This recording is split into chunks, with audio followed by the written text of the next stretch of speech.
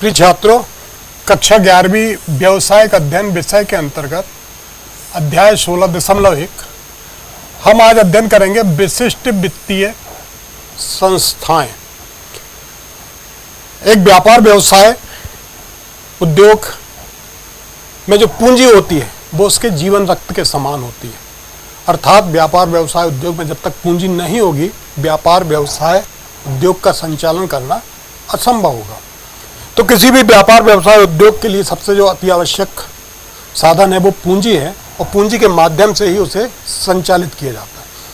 अब इन व्यापार व्यवसाय उद्योगों को जो पूंजी वित्त की जो व्यवस्था है वो जो विभिन्न संस्थाओं के द्वारा की जाती है, वे विशिष्ट वित्तीय संस्थाओं के अंतर्गत आती है।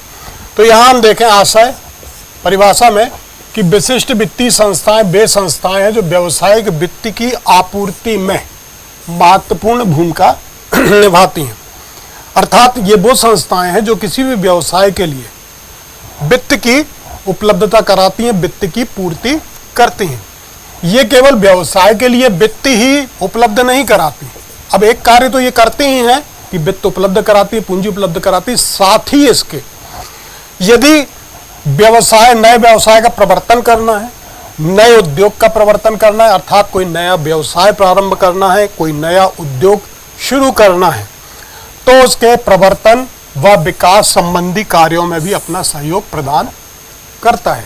जैसे रोजगार की दृष्टि से हम देखें, यदि बैंक किसी उद्यमी को लोन फाइनेंस करता है, ऋण प्रदान करता है, तो वो जिस प्रकार का व्यवसाय करना चाहता है उस व्यवसाय से जुड़े हुए समस्त प्रकार की जानकारी, व्यवसाय को किस प्रकार से संचालित करना है और भविष्य में उसमें और कैसे प्रगति की जा सकती है, इस संबंध में जो है विभिन्न वित्तीय संस्थाएं या बैंक जो है उनको सलाह देते हैं, उद्यमियों को सलाह देते हैं। तो इसलिए जो है यहाँ पर वित्तीय संस्थाएं जो है वो व्यवसाय उद्योग के प्रवर्तन के साथ साथ उसके विकास संबंधी कार्यों में भी अपना सहयोग प्रदान करती है। अब यहाँ हम देखें, स्वतंत्रता प्राप्ति के उपरांत सरकार और रिजर्व बैंक ऑफ इंडिया ने मिलकर विशिष्ट वित्तीय संस्थाओं तथा विकास निगमों की स्थापना में रुचि ली, जो कि कुछ प्रमुख संस्थाएं जो निम्न रूप में हैं, जिनको हम जानते हैं, जो कि विभिन्न व्यापार व्यवसाय उद्योगों के लिए वित्त की व्यवस्था कराती है, जिनमें जैसे भारतीय औद्योगिक वित्त निगम लिमिटेड, दूसरा है भारतीय औद्योगिक साख निगम, तीसरा राज्य वित्त निगम, भारतीय औद्योगिक विकास bank limited, unit trust of India जिसको हम यूटीआई के नाम से जानते हैं, UTI unit trust of India, राष्ट्रीय औद्योगिक विकास निगम, नेशनल इंडस्ट्रियल डेवलपमेंट, आयात निर्यात बैंक, भारतीय लघु उद्योग विकास बैंक और भारतीय औद्योगिक निवेश बैंक लिमिटेड और भारतीय जीवन बीमा निगम, मुद्रा बैंक आदि। तो ये वो संस्थाएं हैं जो किसी भी व्यवसायिक संस्थान को जो है वित्त उपलब्ध कराने में मदद करती हैं, उन्हें प्रदान करती हैं, उन्हें सहायता प्रदान करती हैं, साथ ही उनके व्यवसाय को, उनके उद्योग के प्रवर्तन के लिए, उनके विकास के लिए जो है उन्हें मार्गदर्शन प्रदान करती है। अब यहाँ पहली जो वित्तीय संस्था है वो देखते हैं, भारतीय औद्योगिक वित्त निगम लिमिटेड। तो द्वितीय विश्व युद्ध के बाद देश में तीव्र औद्योगिक विकास के लिए व अतिरिक्त उद्योगों में लगी पुरानी मशीनों को बदलने एवं उनके आधुनिकीकरण की वित्त संबंधी आवश्यकताओं को पूर्ण करने के लिए जुलाई 1948 को भारतीय औद्योगिक वित्त निगम की स्थापना की गई थी। तो द्वितीय विश्व युद्ध के पश्चात जब देश में तीव्र औद्योगिक विकास के लिए की आवश्यकता पड़ी, तो जो पुरानी मशीनें थी उन्हें बदलने के लिए, साथ ही मशीनों की टेक्नोलॉजी परिवर्तन के लिए, आधुनिकीकरण के लिए जो है यहाँ पर जो है वित्त संबंधी आवश्यकताओं को पूर्ण करने के लिए गवर्नमेंट के द्वारा जुलाई 48 में जो है भारतीय औद्योगिक वित्त निगम की स्थापना की गई और 1 जुलाई 1993 को इस निगम को परिवर्तित कर एक कंपनी का रूप दिया गया, जिसका उद्देश्य उद्योगों के लिए मध्यम व दीर्घकालीन साख ऋण की व्यवस्था कराना है। ये पंजीकृत जो सीमित दायित्व वाली सार्वजनिक कंपनी एवं सहकारी संस्थाओं को वित्त प्रदान किया जा सकता है, जो वस्तुओं के निर्माण, संरक्षण, प्रोसेसिंग, खनन, होटल एवं विद्युत उत्पादन एवं वितरण कार्यों में संलग्न है और भी विभिन्न प्रकार के जो उद्योग हैं उन सभी के लिए जो है ये वित्त निगम लिमिटेड जो है वो मध्यम और दीर्घकालीन साख ऋण की व्यवस्था को उपलब्ध कराता है। तो ये भारतीय औद्योगिक वित्त निगम लिमिटेड। अब इसके जो वित्तीय साधन है अर्थात भारतीय औद्योगिक वित्त निगम के जो वित्तीय साधन है, इनके जो स्रोत हैं, जिनके पास पूंजी जो इनके पास है वो है अंश पूंजी के रूप में। निगम की जो अधिकृत पूंजी है वो 1000 करोड़ रुपए है, जिसमें अंशधारियों के रूप में अनुसूचित बैंक, बीमा संस्थाएं व सहकारी बैंक इत्यादि हैं। अर्थात यहाँ पर वित्त निगम के जो वित्तीय साधन के अंतर्गत जो उसकी अंश पूंजी है वो लगभग 1000 रुपये करोड़ की है, जिसमें अनुसूचित बैंक, विभिन्न बीमा संस्थाएं और सहकारी बैंक सम्मिलित हैं। दूसरा संचित कोष। भारतीय औद्योगिक वित्त निगम की जो चुकता पूंजी वर्तमान में ये 452.80 करोड़ रुपए है। फिर ऋण पत्र, ये अपनी वित्त आपूर्ति के लिए बॉन्ड एवं ऋण पत्र जारी कर सकता है जो कुल राशि या चुकता पूंजी तथा संचित कोष से 10 गुने से अधिक नहीं होना चाहिए। फिर इसके बाद जो है रिजर्व बैंक या सरकार से ऋण। भारतीय औद्योगिक वित्त निगम जो है वो रिजर्व बैंक या सरकार से भी ऋण प्राप्त कर सकता। तो निगम अपनी प्रतिभूति के आधार पर 90 दिन का व ऋण पत्रों के आधार पर रिजर्व बैंक से 18 महीने तक का ऋण प्राप्त कर सकता है। विभिन्न व्यावसायिक संस्थाओं को ऋण प्रदान करने के लिए जो है भारतीय औद्योगिक वित्त निगम रिजर्व बैंक व सरकार से आवश्यकता पड़ने पर ऋण प्राप्त कर सकता है, जो कि अपनी प्रतिभूति के आधार पर ऋण और 90 दिन और ऋण पत्र के आधार पर जो है रिजर्व बैंक से 18 महीने तक का ऋण ये प्राप्त कर सकता है। फिर विदेशी मुद्रा में ऋण। निगम ने जो है विदेशी मुद्रा के रूप में वित्तीय मदद प्रदान करने की दृष्टि से विदेशी संस्थाओं से भी ऋण प्राप्त किए। तो ये इसके जो वित्तीय साधन है जिनके माध्यम से भारतीय औद्योगिक वित्त निगम पूंजी को प्राप्त करती है और फिर विभिन्न व्यावसायिक संस्थाओं को उनकी आवश्यकता अनुसार उन्हें प्रदान करती है। इसके जो कुछ प्रमुख कार्य हैं, नंबर 1 है ऋणों की गारंटी करना। निगम जो है औद्योगिक उपक्रम द्वारा भारत के अंदर जनता से प्राप्त किए गए 25 वर्ष की अवधि के ऋणों तथा सहकारी बैंकों से प्राप्त किए गए ऋणों की भावी अदायगी की भी गारंटी करता है। अर्थात भारत के अंदर जो विभिन्न व्यापार व्यवसाय उद्योग स्थापित हैं उनकी 25 वर्ष की अवधि के लिए जो ऋण प्रदान किए गए हैं उनकी अदायगी की, उनके भुगतान की गारंटी को यह स्वीकार करता है। फिर अभिगोपन का कार्य। विभिन्न सार्वजनिक कंपनियों के द्वारा जो अंशपत्र जारी किए जाते हैं उनका ये अभिगोपन भी करता है। तो विभिन्न भारतीय उपक्रमों द्वारा निर्गमन अंश पूंजी व ऋण पूंजी का अभिगोपन भी करता है।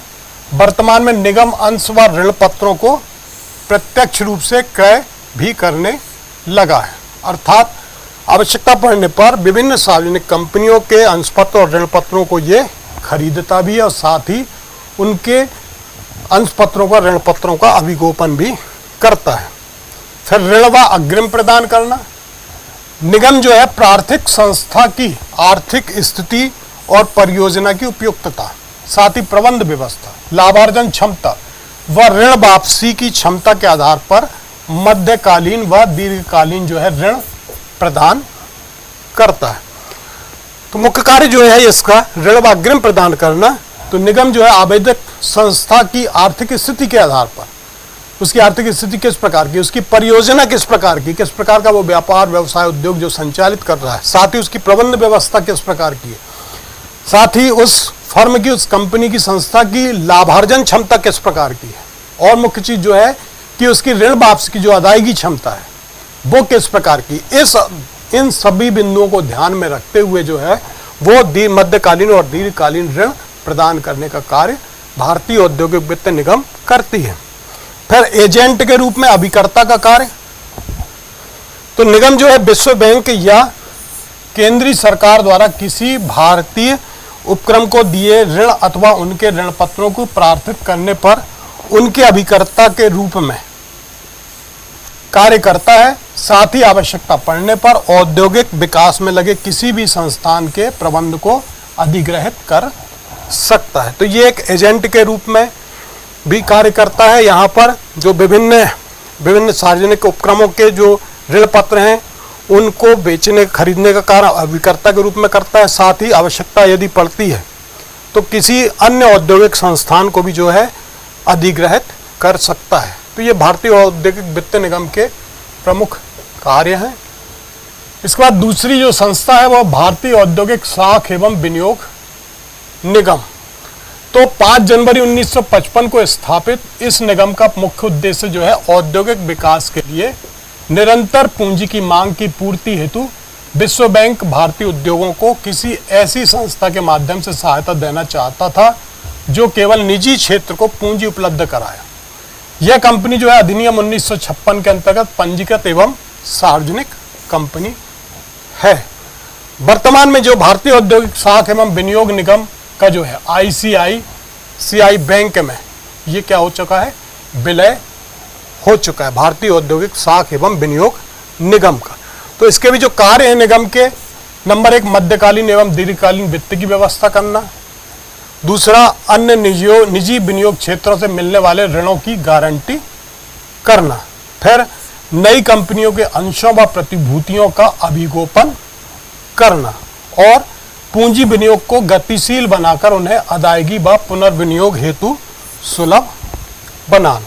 तो ये मुख्य रूप से, साथ ही औद्योगिक इकाइयों को प्रबंधकी, तकनीकी एवं प्रशासकीय परामर्श प्रदान करना। तो ये जो है ये भारतीय औद्योगिक साख विनियोग निगम के जो प्रमुख कार्य हैं कि मध्यकालीन और दीर्घकालीन उन्हें वित्त पूंजी की व्यवस्था कराना, साथ ही अन्य विनियोग क्षेत्र से जो उनको ऋण प्राप्त हो रहे हैं उनके ऋणों की उनको गारंटी लेना, साथ ही नई कंपनियों के जो अंश और जो विभिन्न प्रतिभूतियां हैं, ऋण पत्र हैं, बॉन्ड्स हैं, उनको अभिगोपित करना, आवश्यकता पड़ने पर प्रत्यक्ष रूप से उन्हें खरीदना भी, और साथ ही पूंजी को जो है विनियोग को गतिशील बनाना, उसकी अदायगी और पुनर्विनियोग हेतु सुलभ बनाना और आवश्यकता पड़ने पर विभिन्न औद्योगिक इकाइयों को उनके अनुसार प्रबंध की, तकनीकी एवं प्रशासकीय परामर्श प्रदान करना।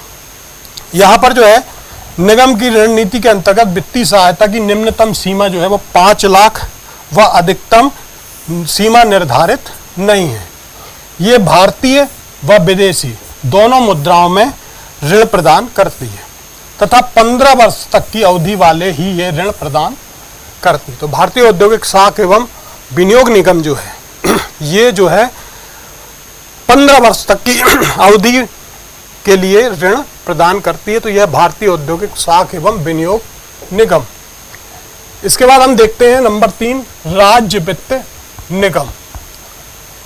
राज्य वित्त अधिनियम भारत सरकार द्वारा जो है सितंबर 1991 में पारित किया गया, जिसके अंतर्गत प्रत्येक राज्य सरकारों को अपने क्षेत्र में वित्त निगम स्थापित करने का अधिकार दिया गया।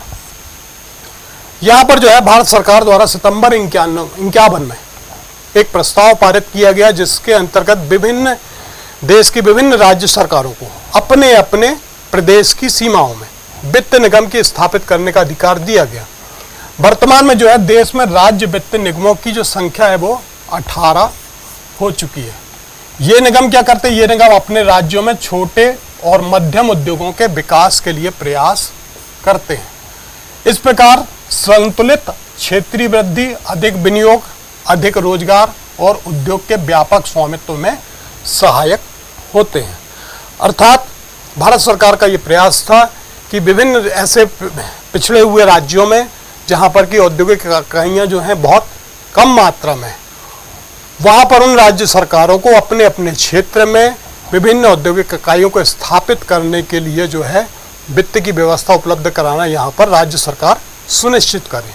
इससे क्या हुआ कि उस क्षेत्र में जो असंतुलित क्षेत्रीय विकास था वो संतुलित हुआ, विनियोग की मात्रा बढ़ी, साथ ही वहाँ के लोगों को रोजगार प्राप्त हुए और अधिक से अधिक उद्योगों की स्थापना वहाँ हुई। इसके जो कार्य हैं, लघु एवं मध्यम आकार की औद्योगिक इकाइयों को 20 साल तक के लिए दीर्घकालीन ऋण प्रदान करना। लघु और मध्यम आकार के जो उद्योग थे उनको 20 साल तक के लिए ऋण प्रदान करना। फिर औद्योगिक इकाइयों द्वारा विभिन्न अन्य वित्तीय संस्थाओं से लिए गए ऋणों की गारंटी देना और विभिन्न निर्गमित अंशों व ऋण पत्रों का अभिगोपन करना व खरीदना। विभिन्न सार्वजनिक कंपनियों द्वारा, विभिन्न लघु और मध्यम आकार के उद्योग कंपनियों के द्वारा जो है ऋण पत्रों अंशों का अभिगोपन करना और उन्हें स्वयं खरीदना। फिर केंद्रीय व राज्य सरकार तथा औद्योगिक वित्त निगम के अभिकर्ता के रूप में कार्य करना। वर्तमान में राज्य वित्त निगम की जो अधिकृत पूंजी है उसकी न्यूनतम सीमा 1 करोड़ और उच्चतम सीमा 50 करोड़ रुपए हो गई है। ये निगम सावधि ऋणों, इक्विटी या डिवेंचरों में प्रत्यक्ष अंशदान, विनियोग बिलों की भुनाई तथा गारंटियों के रूप में उद्योगों को सहायता प्रदान करते हैं। तो ये कहता है, ये है राज्य वित्त निगम। दूसरा जो है भारतीय औद्योगिक वित्त निगम के प्रमुख कार्यों को समझाइए। तीसरा जो है भारतीय औद्योगिक साख एवं विनियोग निगम के प्रमुख कार्यों को समझाइए। और अभी जो हमने अध्ययन किया, राज्य वित्त निगमों की पूंजी कितनी है और उसके कार्यों को विस्तार के साथ समझाइए।